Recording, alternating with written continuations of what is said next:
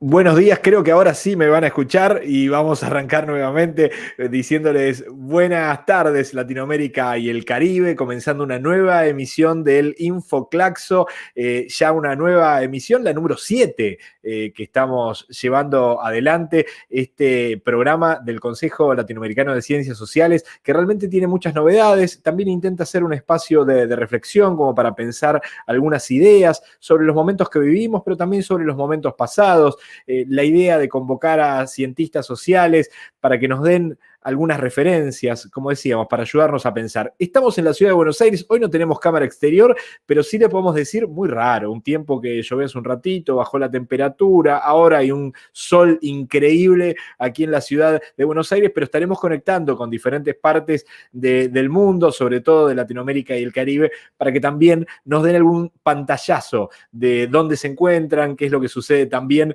con la lógica meteorológica. Hoy vamos a tener un programa que ya les digo, Karina Batiani, como siempre, con su columna, para darnos una referencia. Entiendo que hoy nos va a hablar de educación, así que en un ratito nomás le vamos a preguntar de qué se trata la charla del día de hoy. Más adelante vamos a estar hablando con Rita Segato, sí, vamos a estar charlando con ella para que también nos dé sus referencias sobre el momento que estamos viviendo, sobre la pandemia, los feminismos en estos momentos, algunas cuestiones relacionadas que con Karina ya hablamos en varias oportunidades, como las tareas de cuidado. Bueno, intentaremos abarcar alguna de las temáticas sin olvidarnos que ella es parte de una de las especializaciones de Claxo, así que también tendremos alguna referencia sobre eso.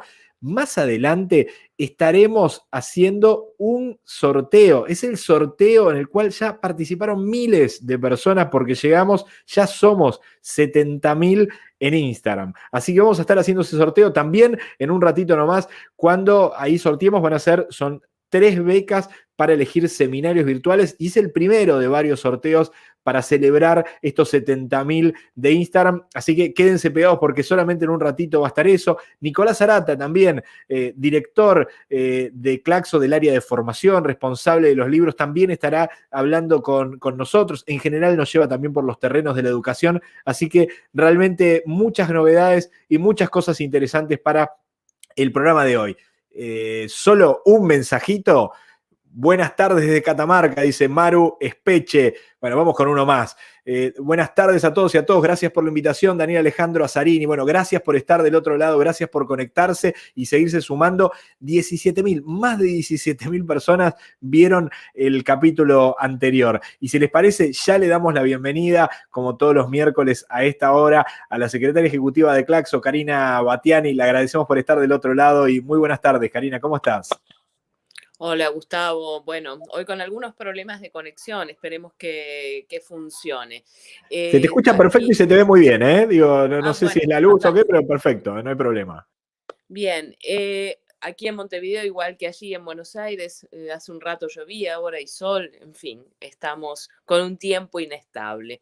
Te propongo hoy, si te parece bien, tocar el tema de la educación. Veníamos hablando de las distintas dimensiones de la desigualdad y vaya si esta de la educación es una dimensión significativa. Conocemos que se están agravando las brechas educativas, ¿verdad? Y que esto nos lleva a volver a colocar en el centro, además de la discusión, del debate público, a la escuela en tanto su importancia, por supuesto, material, pero también su importancia simbólica como institución que garantiza un conjunto de derechos básicos, no solo el derecho a la educación, también en muchos casos por medio de servicios de alimentación y de acceso a otros servicios que garantizan también el bienestar, en este caso, en el caso de las escuelas, de la infancia, de los niños.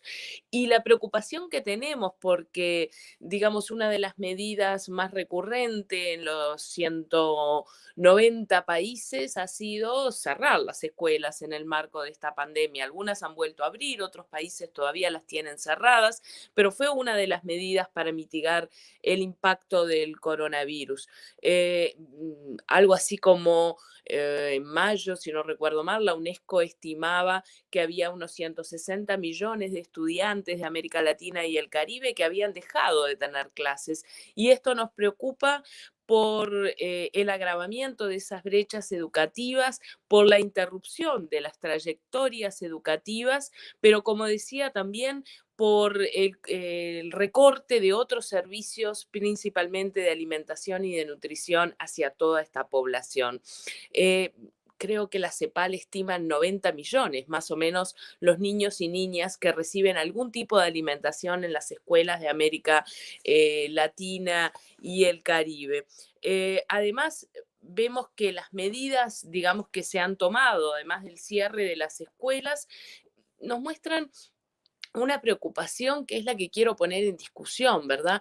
Como que la preocupación central está en, bueno, cómo evaluamos, cómo calificamos en estos momentos complejos de cierres escolares y liceales el rendimiento, ¿sí? De los estudiantes. Y eso es lo que me preocupa porque nos estamos olvidando en realidad del proceso educativo en sí mismo, que es mucho más que 3, 4, 5 o 6 meses, no importa, eh, en la vida, ¿verdad?, de un estudiante, de un niño, de una niña.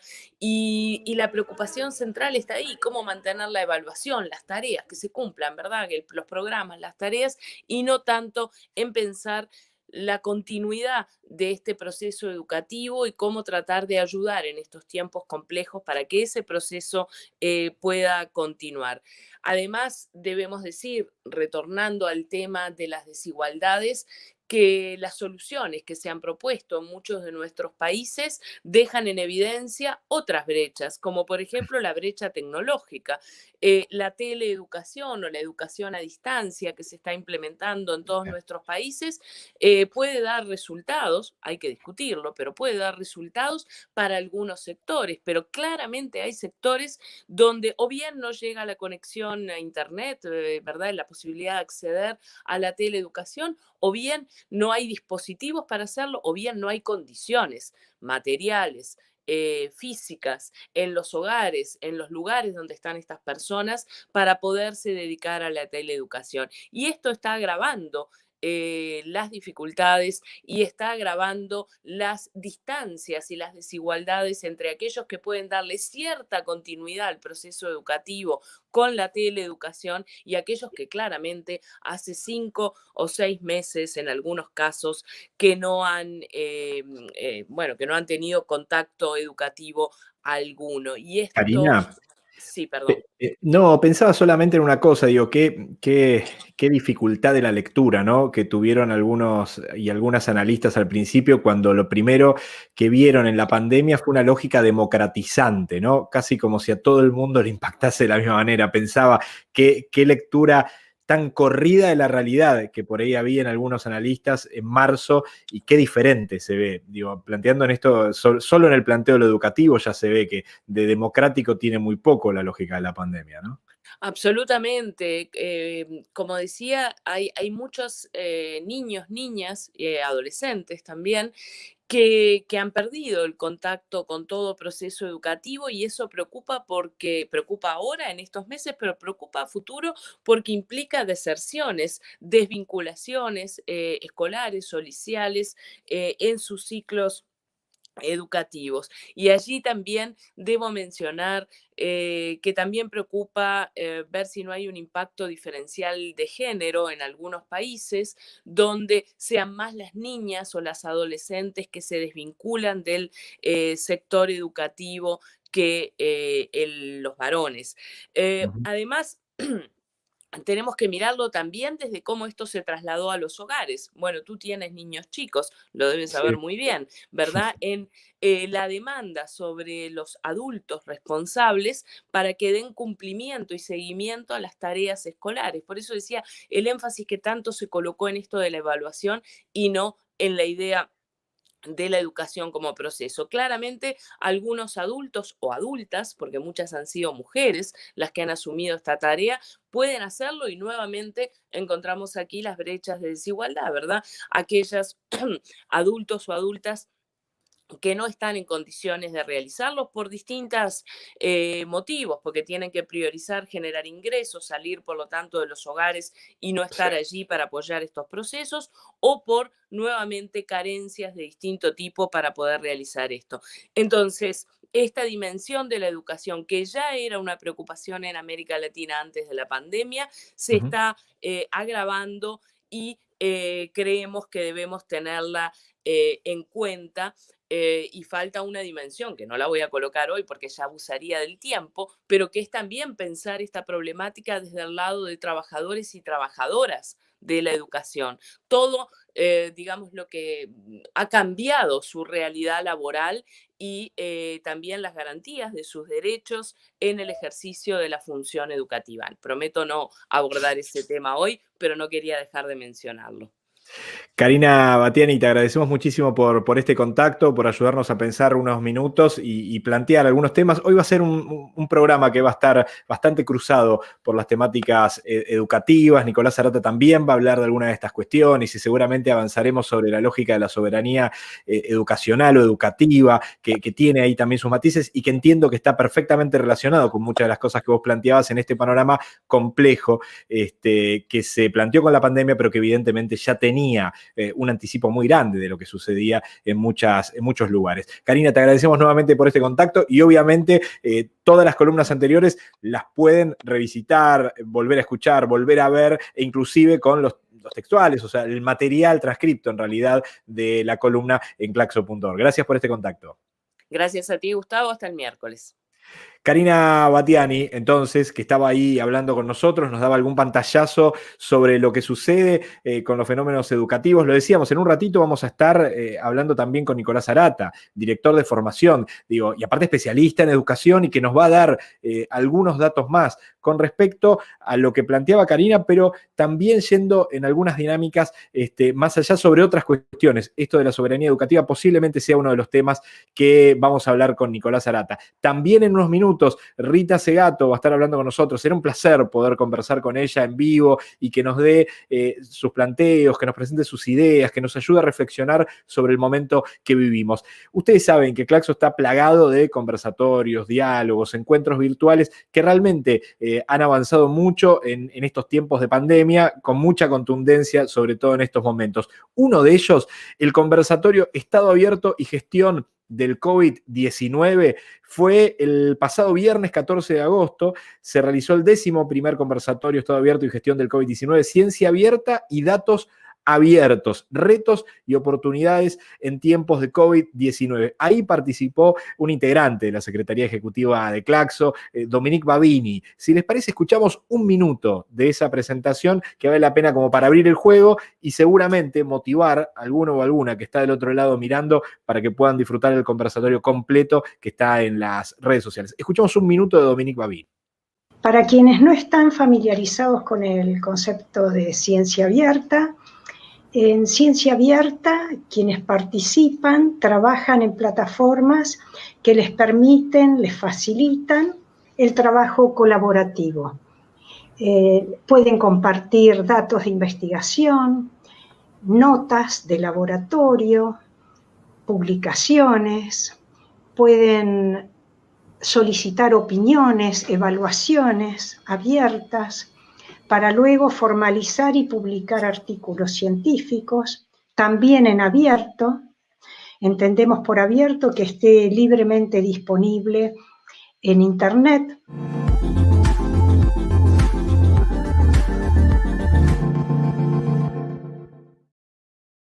Ahí escuchábamos entonces a Dominique Babini. Recuerden que los conversatorios en claxo.tv van a encontrar gran parte, si no casi la totalidad de los conversatorios que se van realizando con integrantes de la red Claxo. Realmente mucho material de los centros miembros de Claxo que también van a encontrar ahí. Vale la pena bucear un ratito por las redes de Claxo, pero también por claxo.org y claxo.tv. Lo decíamos hace un rato y realmente es un placer. Ya solo en segundos vamos a estar recibiendo a Rita Segato.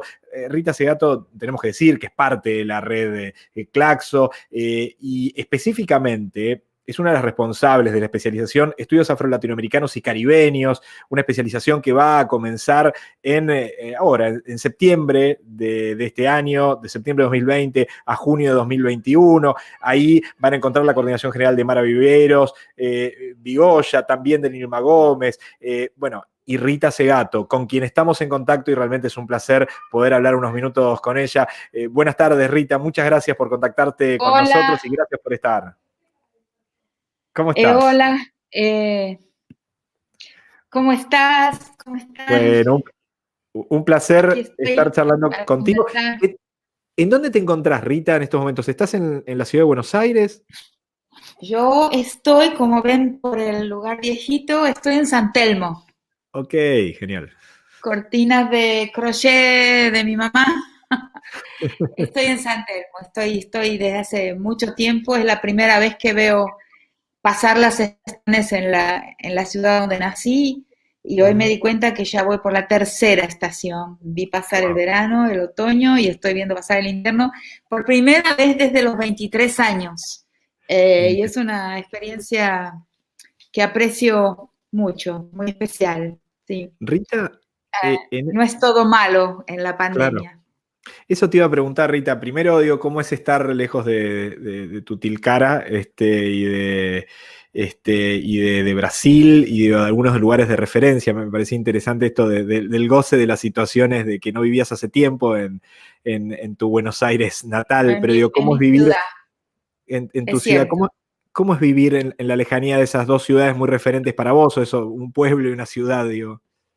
Sí, para mí, en realidad yo vivo en 3 lugares, ¿no? Eso es bastante complicado para mí de gestionar en lo personal, porque he buscado siempre un suelo firme, que es lo que nunca no tengo. O sea, no habito encima de un suelo firme y a veces pienso que tiene que ver con mi orilla. Porque soy hija de un orixá que en el mundo de Brasil, el candomblé brasilero, se llama Oyá, Oyanzá, que es la extranjera, es la extranjera del panteón. Y a mí siempre me impresionó mucho, es el tema de mi tesis doctoral, ¿no? La impresionante sabiduría, ¿no? La sofisticación de esa clasificación de las personalidades que tiene el candomblé. Así que debo curvarme a un destino un poco trashumante y en este momento, claro, mi tránsito ha sido siempre en los últimos 10 años entre Brasilia, Tilcara y Buenos Aires, pero el lugar donde nací y me crié es acá, es cerca del obelisco. Y Rita, ¿cómo vivís el fenómeno de la pandemia en términos del análisis de lo que sucede socialmente? Digo, leí alguna cosa relacionada con esto de el distanciamiento físico, el distanciamiento social, cómo juega la virtualidad en el entendimiento de este momento, que evidentemente es muy particular y que hace repensar un poco, ¿no? Los encuentros físicos, y entiendo que debes tener en la cabeza dando vuelta muchas ideas con respecto a este momento. Sí, la verdad es que sí. Hay algunos. Creo que, a ver si se cortó un poquito, me parece, Rita, no te estamos. A ver si podemos recuperar a Rita, que estaba con algunos cortecitos de señal y me da la sensación que se cortó un poquito. Vamos a ver si podemos recuperar la comunicación con ella. Bueno, ahí vamos a ver si podemos recuperar con Rita la comunicación. Evidentemente, siempre las comunicaciones virtuales tienen esta complejidad a la hora de comunicarse. Estábamos teniendo ahí algunos cortecitos como para poder hablar con ella. Seguramente el equipo de producción se va a ir comunicando con ella para tratar de ver si puede reconectar y podemos continuar con la charla. Ya vi algunos mensajitos ahí, Gabriela Cáceres. Hola, buenas tardes. Siempre un placer escucharla a Rita. También los emoji a la orden del día, Gloria Cienfuegos Ponce, que también estaba ahí comentando algunas cosas.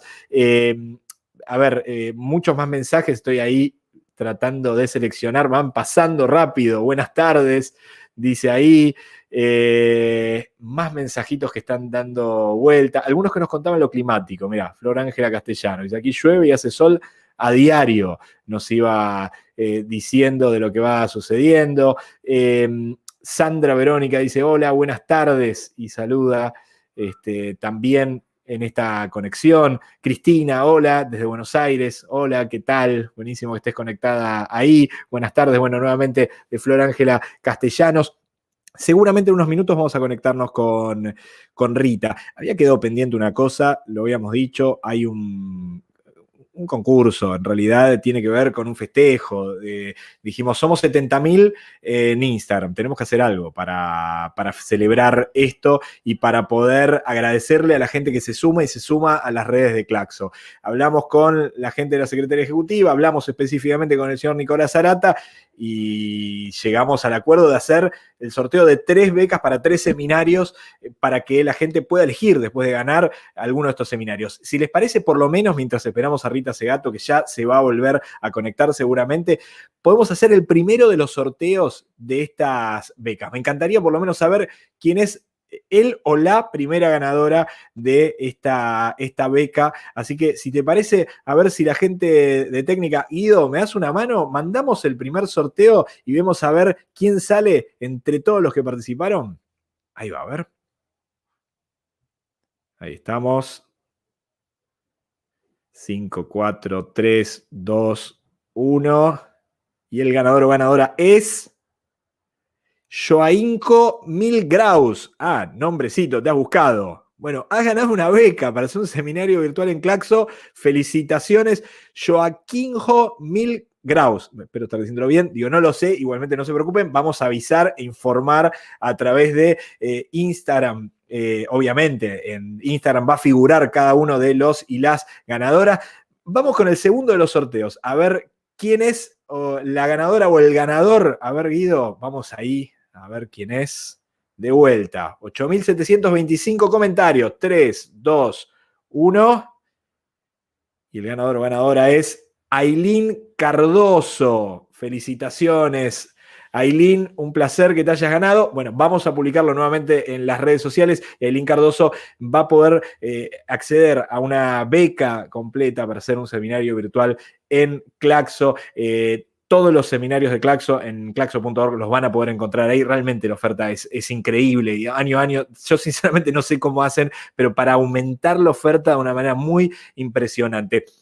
Vamos a dejar el tercero de los sorteos que teníamos, porque esto es una cosa deudada con la gente de Instagram que habíamos dicho que vamos a hacer, pero veo que está Rita Segato conectado ahí y no quiero perder la conectividad en tiempos de virtualidad. A ver si está Rita. ¿Qué tal? Qué bueno verte de vuelta. Ay, sí, se me apagó el computador. No sé cómo puede pasar una cosa así. Se apagó. Me asusté. Vivimos un poco dominados por la tecnología. Nos estabas contando, Rita, de cómo vivís la pandemia. Digo, ¿qué cosas te trae la reflexión este momento tan particular en donde el distanciamiento social hay que hacerlo por medidas sanitarias, pero que evidentemente plantea y pone en juego una cantidad de situaciones críticas? Sí. En mi caso, varios temas, ¿no? Un tema del que estábamos empezando a hablar cuando me pasó esto, que se me fue la conexión y el computador se apagó, es que reencontré un texto antiguo mío en el que escribí hace 25 años cuando se inventaron los chat rooms. Mira. O sea, cuando fue posible conversar en un espacio virtual, sin imagen. Era un chat por diálogo, pero y ahí hice una reflexión bastante extensa, creo que profunda, también sobre la ausencia del cuerpo. O sea, ¿qué significó? ¿Cuál era la característica de los diálogos en una situación en que el cuerpo no está en riesgo, ¿no? En un texto muy lindo, antiguo ya, Judith Butler, que considero que fue la mejor época de ella como pensadora, ella habla de lo telegráfico, lo telescópico, ¿no? En la comunicación, o sea, el otro está en mi mira, yo puedo atacar al otro, pero el otro no me puede alcanzar, o sea, hay una falsa reciprocidad, o sea, uno está expuesto y el otro no. Tiene que ver con, ella lo escribe para la guerra, ¿no? Para la primera invasión de Irak, y yo creo que esta mirada telescópica también corresponde a lo que pasa cuando la comunicación es virtual. O sea, puedo atacar al otro, pero cuando el otro me molesta, puedo matarlo, puedo anularlo de mi horizonte, hacerlo desaparecer al retirarme, bloquearlo, por ejemplo, ¿no? Una serie de, el cuerpo a salvo produce una comunicación un poco omnipotente y narcisista, que es lo que tenemos que cuidar en este periodo en que el cuerpo está a salvo de la comunicación, está fuera del espacio comunicativo, ¿no? Y ahí entonces, y otras reflexiones, como por ejemplo, en esta situación, ¿no? ¿Cuáles son las cosas que nos hacen falta? Yo creo que tenemos que hacer un esfuerzo por recordar cuáles son las cosas que nos hacen falta en este tipo de comunicación y cuáles son las cosas que no extrañamos, o sea, que no nos hacen falta, ¿no? Es muy importante pensar un poco en eso, ¿no? Esta situación nueva que es un experimento. En realidad, entre otras cosas, lo que estamos atravesando es un gran experimento, ¿no? Es una época experimental. Entonces, yo creo que aquellos que trabajamos con experimentos, ¿no? Que tenemos que pensar en eso, este experimento que revela en cuanto a lo que es indispensable, que uno siente como que necesita y que es indispensable, es el contacto, el abrazo, la simpatía del otro. Una de las cosas que nos permite experimentar y ver que es importantísima es la informalidad, porque son formas de comunicación, por lo menos en lo que a mí respecta, inmensamente más informal. Compensamos la ausencia del cuerpo con una informalidad muy grande, ¿no? El otro entra en nuestra casa, por lo menos visualmente. Tal cual. Y eso es interesante, ver que podemos pensar, conversar sobre pensamiento, inclusive entrar en nuestros campos disciplinares, pero manteniendo una cierta proximidad, informalidad en la manera de comportarnos. Esto es muy interesante. Rita, pensaba en relación a este momento que es muy particular y que a todos nos pone en un montón de situaciones de crisis en algún sentido. Hubo una primera etapa al inicio de las cuarentenas que los discursos fueron muy basados en el productivismo. Cuidado que no son vacaciones, cuidado que, como si alguien pudiese confundir un momento así con las vacaciones, digo, muy lejano parece estar, pero digo, hubo un discurso como muy productivista en un inicio, sobre todo muy situado en la lógica de la educación. Digo, ¿cómo relacionás esos comentarios más productivistas con lo que viene planteando el neoliberalismo hace tiempo, donde hay un desprecio del ocio, donde hay un juego, donde la necesidad productivista debería estar en todo, ¿no? Exacto, he pensado mucho sobre eso. Y no fue solo al principio, todavía, o sea, es una avalancha. Sobre mí hay una avalancha de requerimientos, aproximadamente entre 10 y 15 mensajes por día que me requieren algo y que suponen una obligación de mi parte de cumplir con esos requerimientos, lo cual es muy duro y hay momentos que siento que me enfermo, o sea, por la exigencia. Yo creo que esto es un error muy grande porque y estaba pensando justamente en esto cuando estaba por entrar a la entrevista, ¿no? Y que se vincula también con el error de la evaluación, de cómo se hace la evaluación académica, ¿no?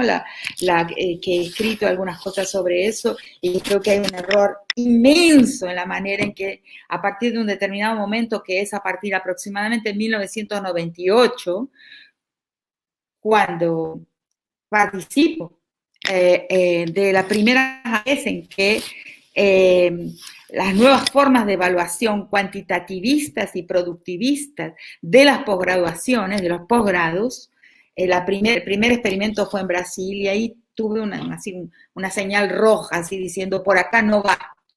Infelizmente fue por ahí la evaluación académica, que son números, son cantidades y es productivista en el sentido de cantidad de producción, con muy poca consideración sobre la creatividad y muy poca consideración sobre la calidad de esa producción, porque para pensar el tiempo y el ocio son indispensables.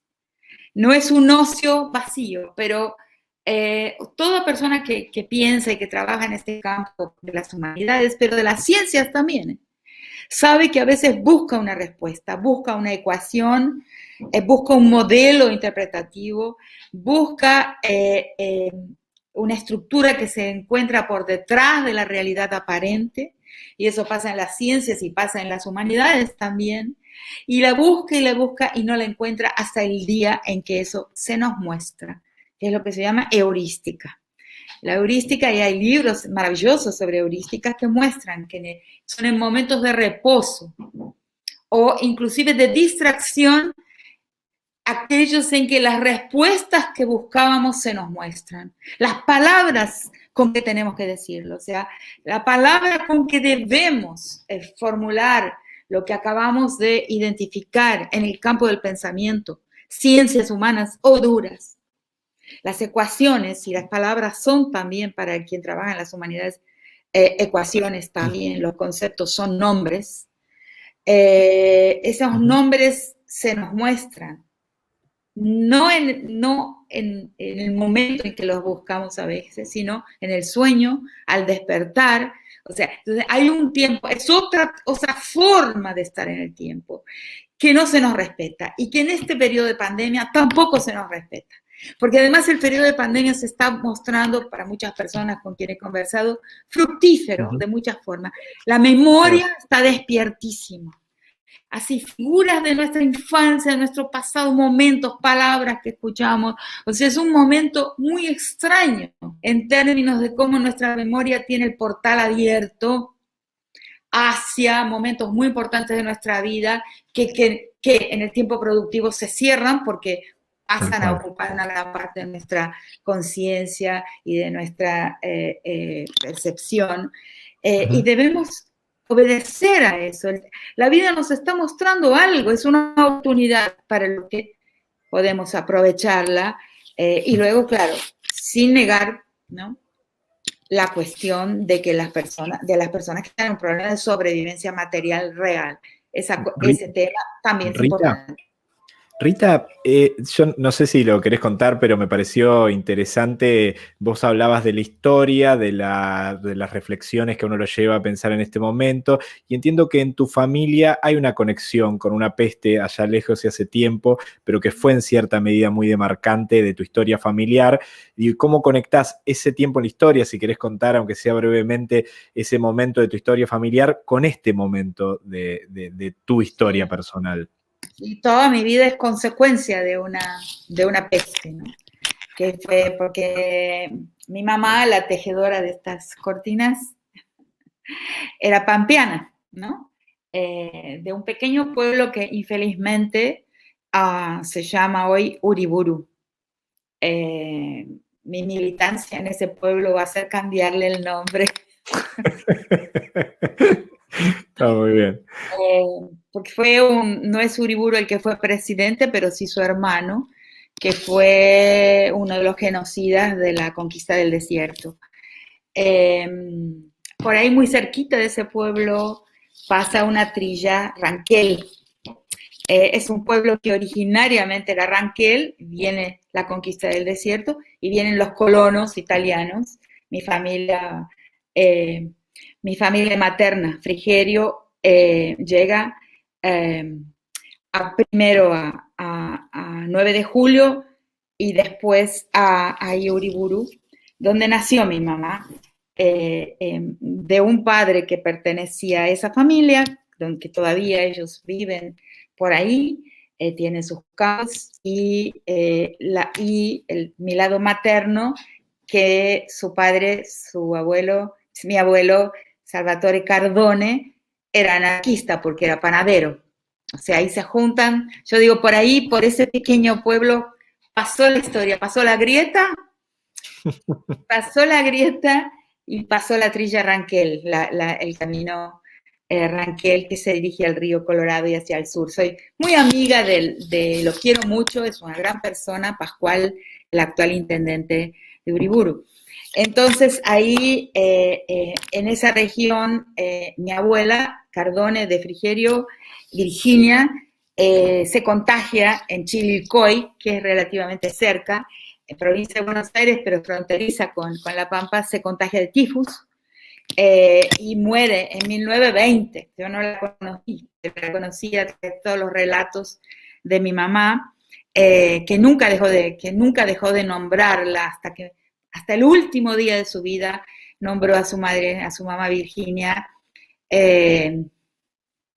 y ahí fue un desastre, ¿no? Fue un desastre familiar muy grande. Mi abuelo se suicidó con el tiempo, después de algunos años, y los hijos quedaron por un tiempo desparramados, algunos en escuelas, mis dos tíos pupilos en la Escuela Marista de Buenos Aires, mi mamá y mi tía en la Escuela de María Auxiliadora de General Hacha. En fin, tuvo una dispersión de esos hijos que no se reencontraron hasta los 20 años, y que, en fin, una historia posterior que toda ella se deriva para mí, para mis primos, de esa orfandad.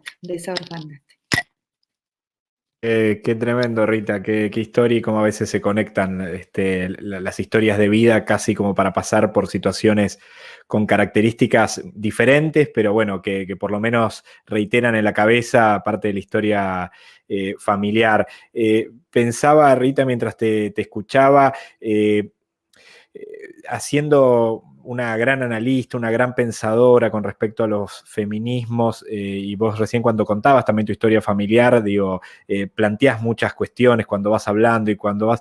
¿Cuáles son un poco los grandes temas de los feminismos en este momento, en donde pandemia mediante hemos visto situaciones relacionadas con las tareas de cuidado que parecen haberse puesto mucho más a la luz, sobre todo en manos de las mujeres, con situaciones de violencia de género atroces que parecen haber aumentado en número con la situación de los encierros y del confinamiento? ¿Cuáles son los grandes ejes o los grandes temas, Rita, en estos momentos, teniendo en cuenta este panorama que no es nuevo, pero que evidente pone nuevas encrucijadas, ¿no? Sí.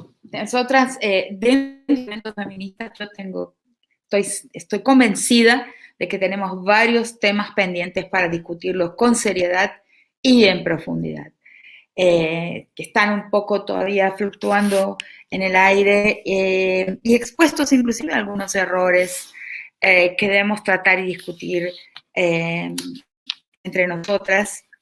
Pero claro, está el tema del cuidado en dos sentidos diferentes, ¿no? Evidentemente, tener una casa cerrada, de la que podemos salir poco, en la que a veces hay 3 generaciones viviendo, dependiendo de qué familia, mucha gente junta,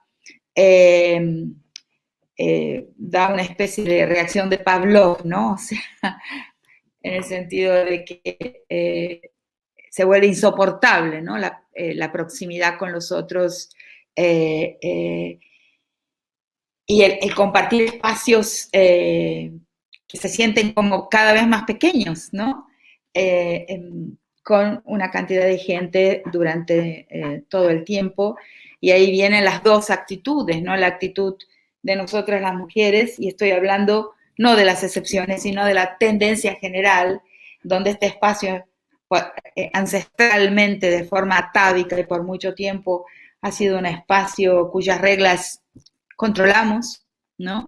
Porque a veces me dicen, no, pero los hombres también tienen que... Sí, tienen, pero no podemos ignorar el tiempo, no podemos ignorar el paso de las generaciones en un métier, o sea, en una tarea, que es la tarea de mantener, de reconstruir el orden de ese espacio diariamente, ¿no?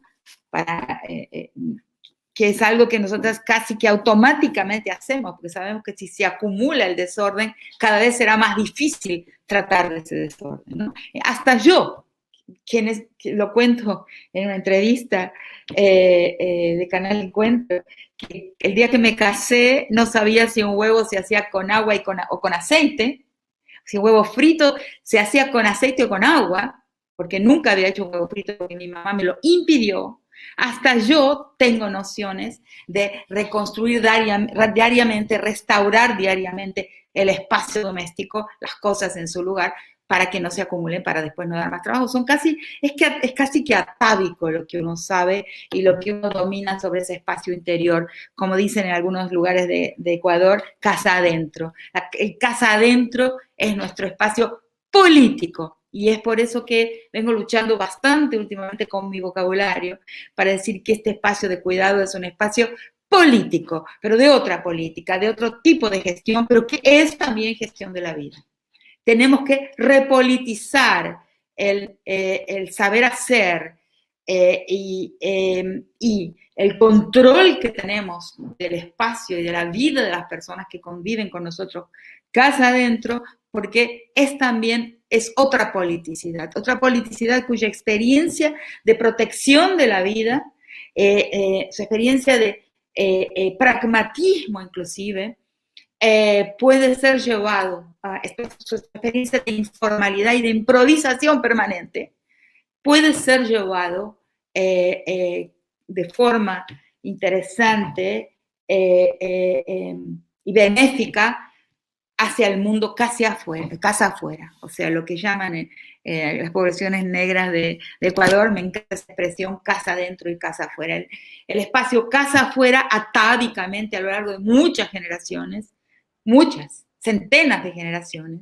fue un espacio masculino de la otra política. Entonces yo afirmo últimamente que hay dos politicidades, una politicidad de casa afuera y otra de casa adentro, pero esa experiencia de la politicidad casa adentro puede tener un rendimiento muy interesante hoy en la gestión de la vida en general.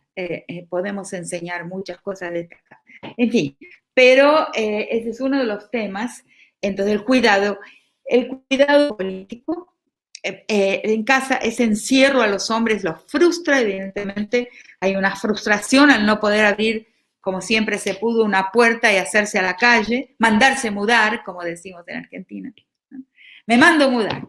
Listo. Se le pasa la mufa, se le pasa el mal humor, vuelve. Es esa amplitud del espacio habitual, ¿no? De irse a la calle, de irse al bar, de irse al café, no está en este momento tan accesible. Eso produce seguramente frustración. Además del reinado femenino en ese espacio, ¿no?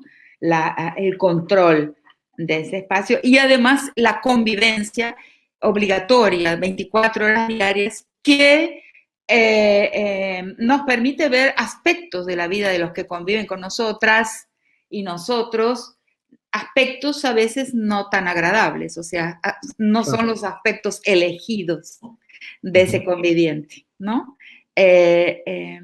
Entonces, todas esas cosas se juntan en el espacio urbano. Ahora, en el espacio del mundo campesino indígena, lo que sucede es algo muy interesante, ¿no? Porque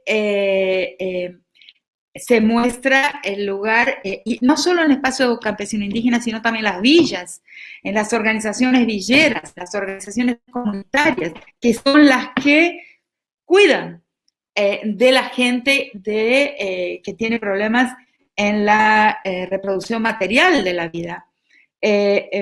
Ahí la mujer tiene un lugar central, o sea, de liderazgo, de lideranza.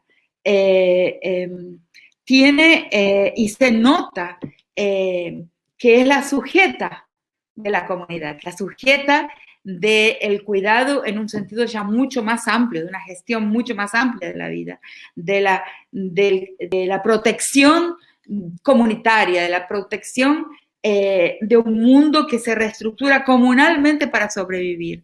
Ahí el papel de la mujer se vuelve muy, muy fuerte y eso es lo que se está viviendo en muchos espacios, tanto en el campo como en los bordes de la ciudad, la importancia de las mujeres en las ollas colectivas y en la supervisión de la vida para que se pueda sobrevivir.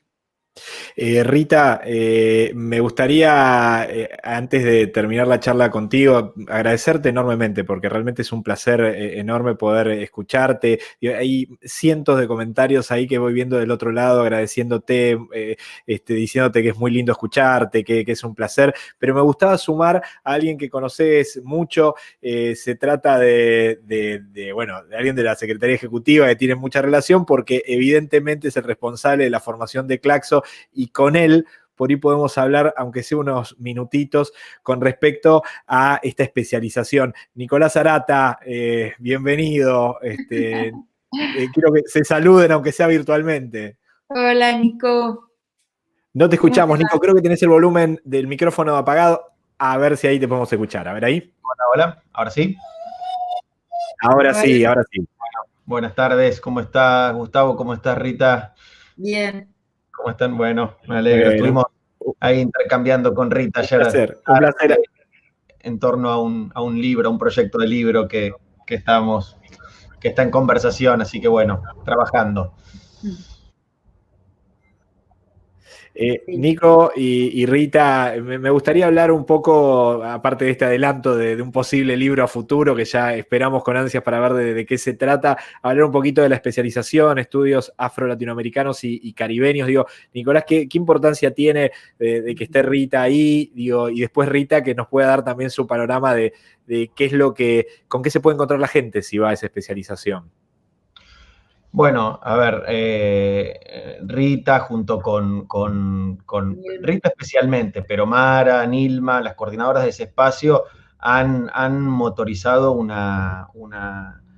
tema que realmente le hacía mucha falta al espacio de formación de Claxo, que tiene que ver precisamente con los estudios afro, ¿no? Y le hacía mucha falta porque efectivamente, ¿no? Es un tema que en el actual contexto, pero también en la perspectiva histórica, es central para poder pensar nuestras identidades en la región, para poder pensarnos a nosotros y a nosotras mismas. Entonces, nada, ¿qué pueden encontrar ahí? Una propuesta de excelencia académica, pero con la sensibilidad para pensar también los problemas políticos, los problemas sociales, los problemas culturales que están ligados a la condición de ser afro en América Latina. Una condición que es el resultado de una larga sedimentación, de una construcción histórica que no es una esencia a descubrir, sino un conjunto de problemas a pensar, y que esta especialización precisamente desmenuza en una serie de temas, en una serie de tópicos, en una serie de problemas que, bueno, me animo a decir, es de las mejores propuestas que hay sobre el tema en este campo y en toda América Latina. Rita, escucharte a ti sobre la especialización y digo, ¿cuáles son un poco tus expectativas? Porque entiendo que hay mucho trabajo para llegar a una especialización muy así. Feliz con la especialización. Quiero decir algo muy importante, porque mi experiencia en Brasil atraviesa mucho por la cuestión negra desde mi tesis doctoral. Yo les expliqué a Nilma, ¿no? y a Mara que creía firmemente en que este curso de especialización tenía que existir desde una perspectiva latinoamericana, ¿no? Porque el racismo es mundial, y el racismo con relación a los pueblos africanos y afrodescendientes es mundial. Pero claro, las formaciones nacionales, como he defendido por mucho tiempo, las matrices nacionales de racialización son diversas, y el mundo latinoamericano tiene, además de variaciones nacionales, tiene una forma de racialización, de clasificación racial y de atribución racial inclusive, muy distinta al mundo norteamericano, al mundo anglosajón en general. Estados Unidos, Canadá y el mundo británico tienen, o sea, hay cosas en común, pero cosas muy distintas. Entonces pienso y estoy de acuerdo con mucha gente que levantó la voz en ese sentido, en que el curso de especialización tiene que ser hecho desde acá, desde Claxo, que es la gran plataforma con que América Latina cuenta para para que la voz de sus teóricos, la voz de sus pensadores, la voz de sus profesores pueda esparcirse por el mundo. La plataforma Claxo por primera vez nos da a nosotras y nosotros y las personas que piensan y enseñan en nuestro continente una posibilidad de echar nuestra voz al mundo. Porque las cercas, los obstáculos que impiden que nuestro pensamiento se difunda, se disemine, tenga circulación e influencia, son muy grandes, son muy grandes. Hay una reserva de mercado teórico por parte de las lenguas, sobre todo el inglés y un poco el francés todavía, pero mucho menos. Pero hay una reserva de mercado teórico para las personas que escriben, que piensan y escriben en esa lengua hegemónica. Entonces nosotros, sin embargo, los hispanohablantes somos millones, o sea, la plataforma Claxo es la que nos da esa oportunidad de comunicarnos nosotros en Iberoamérica, todo el mundo hispanohablante, a partir de acá, es importantísimo. Entonces, a partir de aquí, ese curso de especialización afro-latinoamericana y caribeña es fundamental, pero yo ofrecí que estaría ausente, a pesar de concordar y querer colaborar de todas las formas posibles, ofrecía a Mara y a Nilma que yo no estaría dentro de las 3 profesoras coordinadoras del curso, porque sé cuán seria es la cuestión de la posición del sujeto, o sea, desde dónde, desde qué experiencia uno habla. Pero ellos dijeron que estaban de acuerdo y que con que yo permaneciera en la coordinación, por saber muy bien cuánto mi vida fue, digamos, inflexionada, marcada, ¿no?, por la lucha por las cuotas en Brasil. Lo saben, y entonces me dijeron que permanezca en el triunvirato de gestión. Y colaboro y estamos generando un curso que está sucediendo, que va a crecer, que tiene una cantidad de seminarios por pensadores jóvenes, la 99% de los mismos negros y negras, y estamos muy felices. Estamos muy felices por estar pudiendo tener esta plataforma como el lugar de pensar juntas y juntos y de diseminar ese pensamiento a partir de una experiencia latinoamericana. Rita, Nicolás, les quiero agradecer muchísimo. A Nicolás lo sumamos aquí porque me parecía que era importante seguir hablando con Rita, pero hablar de esta especialización. Nicolás tiene muchísimo que ver, sino todo que ver con la formación en Claxo, entonces me parecía que era importante este cruce para que se vieran virtualmente, pero también para que puedan contar con más detalle. Y es interesante, ¿no?, porque a lo largo de la charla fuimos haciendo recorridos con Rita. Rita habló de su historia familiar, pero también cuando nos contó sobre la especialización, no enmarcó solo en la especialización, sino también enmarcar un recorrido, las charlas internas que hubo, la lógica de la coordinación. Me parece realmente muy interesante y agradecerles un montón por esta charla. La verdad que fue un lujazo. Rita Segato, gracias por estar ahí. Me quedo con muchísimas ganas, tenemos a las 5 entregar el aire, pero me quedo con muchísimas ganas de seguir hablando horas y horas. Ya te molestaremos, sin lógica productivista, pero sí con mucha ansiedad, de curiosidad, de conocer más de las cosas que tenés para decir. Y Nicolás Arata, gracias por este espacio. Quedará pendiente lo de hablar de la soberanía educativa, que no solo no es nada menor, sino me parece que vamos a tener que destinarle un tiempo importante para poder hablar un poco más. Y creo que va a ser un tema muy relevante para todos y todas las que están escuchando del otro lado. Gracias a los dos. Bueno, muchas gracias. Chao. La semana que viene hay una serie de clases abiertas, gratuitas, y precisamente Rita forma parte de una de ellas el día viernes, pero también el miércoles de la semana que viene también va a haber una clase abierta sobre el tema de los cuidados a cargo de Karina Batiani, y el lunes a cargo de Isabel Piper y del equipo de coordinación de la especialización sobre temas de memoria. Están todas invitadísimos a poder acercarse, asomarse para, bueno, también conocer un poco de qué van esos temas. Quería mencionar eso. Gracias, Nicolás. Fundamental la aclaración y nos volvemos a encontrar con ustedes. Gracias, Rita. Gracias, Nicolás. Gracias a ustedes. Chao, chao. Rita Segato, Nicolás Arata, un placer cruzarnos con ellos, poder hablar. Me quedan 30 segundos. Hacemos el último de los sorteos, por favor. ¿Quién es el tercero o la tercera ganadora? A ver, Guido, ya mismo, vamos. 5, 4, 3, 2, 1. Y en pocos segundos, el tercer, Fabián Pérez. Felicitaciones, Fabián. Felicitaciones por haber participado y por haber ganado. Digo, vas a tener posibilidad junto a los otros o las otras dos ganadores de elegir un seminario virtual gratuito en Claxo como agradecimiento. Somos 70.000 en Claxo y es un placer. Gracias, gracias, gracias por todos los mensajes que hay del otro lado. Muchísima gente que está participando y que se estuvo sumando, que siguió muy atentamente la charla con Rita, la charla con Karina, la participación de Nicolás. Gracias en serio por sumarse, gracias por estar.